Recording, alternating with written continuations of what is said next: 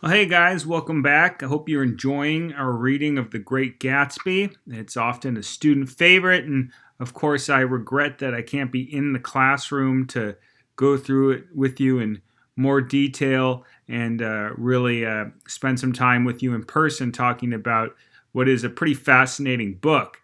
Uh, we will be having this Friday a live chat discussion on Canvas about chapter 3, but I want to talk to you about something in chapter 2 that I think is really central to what Fitzgerald is doing in The Great Gatsby.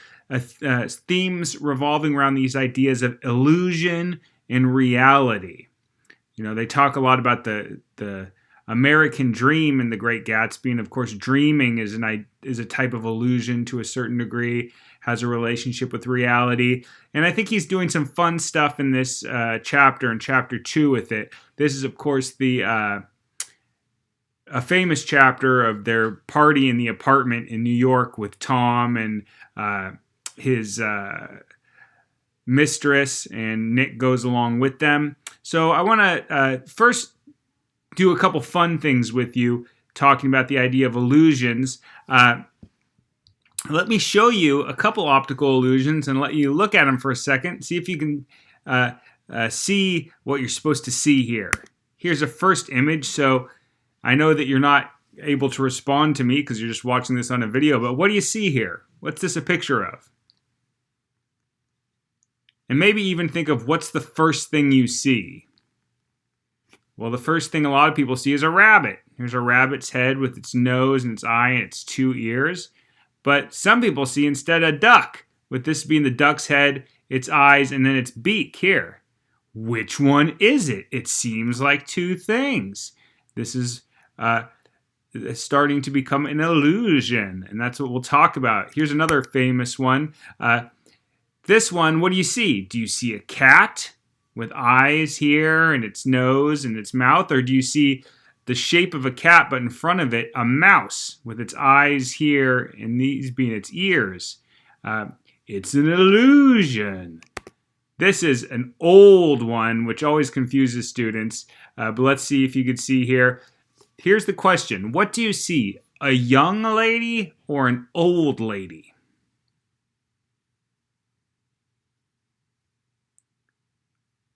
I see both myself because I've seen this so many times, but here's what you might see if you see the young lady. And if the people on different sides usually have trouble seeing the other one right away. So if this is the young lady, this is her head right here, and this is her cheek. She's turning and looking that way, and so we just see the tip of her nose and the tip of her eyelash as she's looking away. And then we have her ear here, and this is like her jawbone, kind of right here. And this is a little necklace. Now, if you see the old lady, you might think this necklace is actually her mouth, and this is her chin. And this big thing is this big nose of hers. This is one eye, and this is her eyelash on the other one. So, which one is it? It's an illusion. Let's look at another one. This one's kind of a fun one. Sometimes it's all about what do you see first.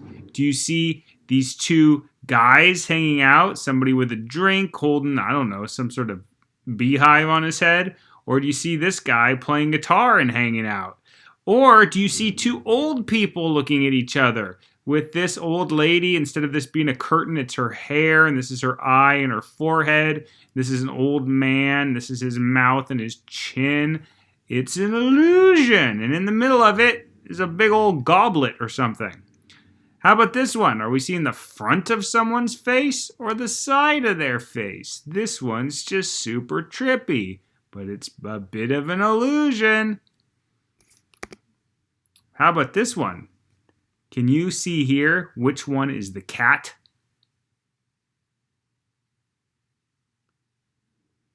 I'll give you a second. How is it an illusion? Well, the cat is trying to seem like he's just one of the other owls. Do you see the cat yet? I'm going to give it away and show it to you.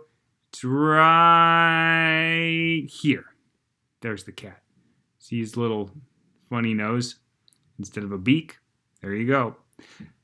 How about this one? You remember this one?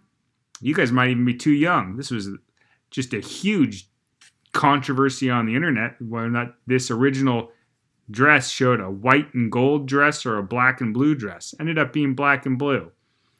Crazy. It's an illusion. Now, why am I talking about this in The Great Gatsby? Well, we have all of these moments in the book where it almost seems like something is something that it's not, that there's some kind of illusion or act being put on, and we get this kind of language. And I want to read you several examples of this so you can see that it's something that he's kind of playing with. So let's look here. This is where Tom, Myrtle, and Nick have all gotten to New York just as they got in from the train. And let me read it to you. We backed up to an old gray man who bore an absurd resemblance to John D. Rockefeller. In a basket swung from his neck cowered a dozen very recent puppies of an indeterminate breed. "What are they?" asked Mrs. Wilson eagerly as he came to the taxi window. "All kinds. What kind do you want, lady?" "Well, I'd like to get one of those police dogs. I don't suppose you got that kind." The man peered doubtfully into the basket, plunged in his hand, and drew one up, wriggling by the back of the neck. "That's no police dog," said Tom. "No, it's not exactly a police dog," said the man with disappointment in his voice. "It's more of an Airedale." He passed his hand over the brown wash rag of a back. "Look at that coat. Some coat. That's a dog that'll never bother you with catching cold." "I think it's cute," said Mrs. Wilson enthusiastically. "How much is it?" "That dog?" He looked at it admiringly. "Well, that dog will cost you $10. The Airedale, undoubtedly there was an Airedale concerned in it somewhere, though its feet were startlingly white, changed hands and settled down into Mrs. Wilson's lap where she fondled the weatherproof coat with rapture. "Is it a boy or a girl?" she asked delicately. That dog's a boy." "It's a bitch," said Tom decisively. "Here's your money. Go and buy 10 more dogs with it." All right. If you can take a second and just look at this text on the screen, do you see any examples of something seeming like something that it's not? Let me give you some examples. We start out with this old gray man who bore an absurd resemblance to John D. Rockefeller. Why is it absurd? Maybe because he looks so much like John D. Rockefeller that, wow, that's crazy. But also, what's absurd about some gray old man who sells dogs out of a box and John D. Rockefeller? Well, John D. Rockefeller is one of the richest people in the world, and this guy hangs out on corners selling dogs out of boxes. He's not a very rich person, but we see the blurring line between what makes a person rich and poor. Sometimes they can look exactly like each other. This is important for what's going to happen in the story. Then we even get into this dog. We get all this language of what kind of dog is it. We're just trying to get into the truth, but we get all these different stories that are happening. Is it a police dog? The guy says it's a police dog, but then Tom says, no, it's not a police dog. And he says, no, it's an Airedale. And Nick looks at it and comments, well, it seems like maybe it had an Airedale concerned in it somewhere, as if this isn't really even the breed. And then finally, when Myrtle asks, is it a boy or a girl? The guy that's selling the dog says it's a boy. And Tom comes in with his reality as usual and says it's a female dog.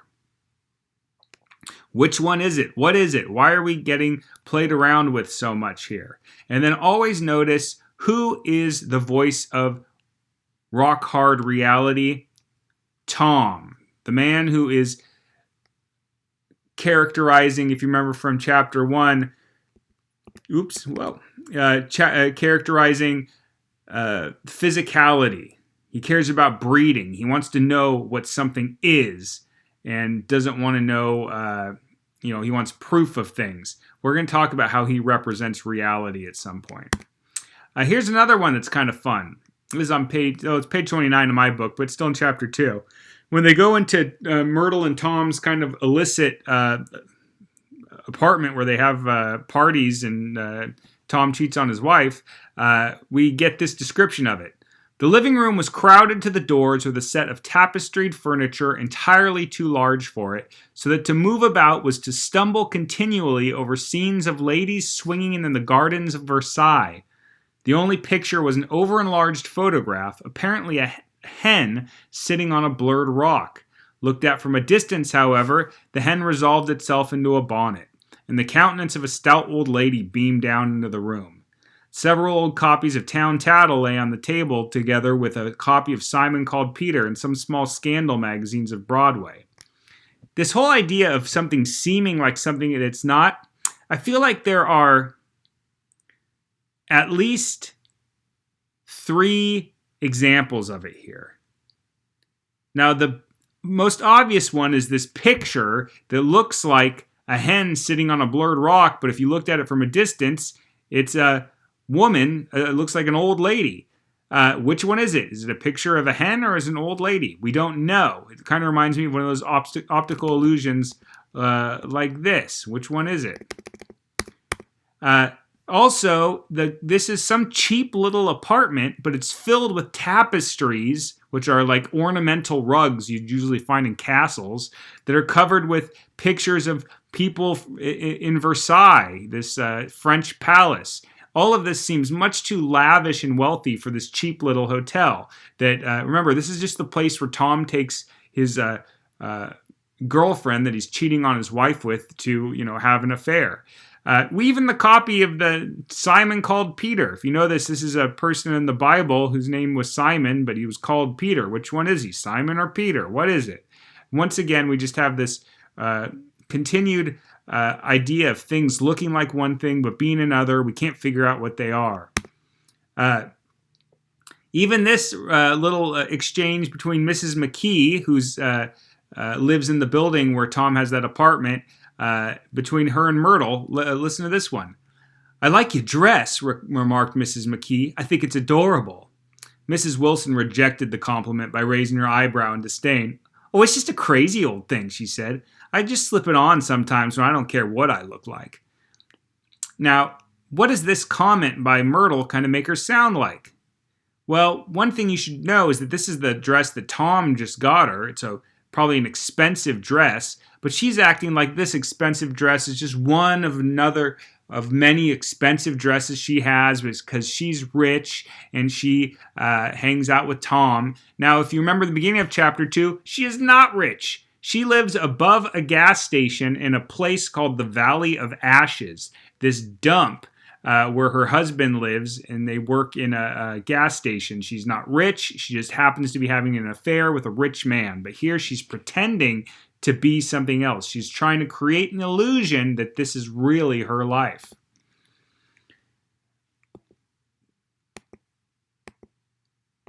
Okay. Sorry, I had to double check where we were going. I think that there's an interesting thing that happens with Nick here, too. Remember, Nick, our narrator, is not just a voice. He's a person, too, and we get interesting looks into his experience with these things.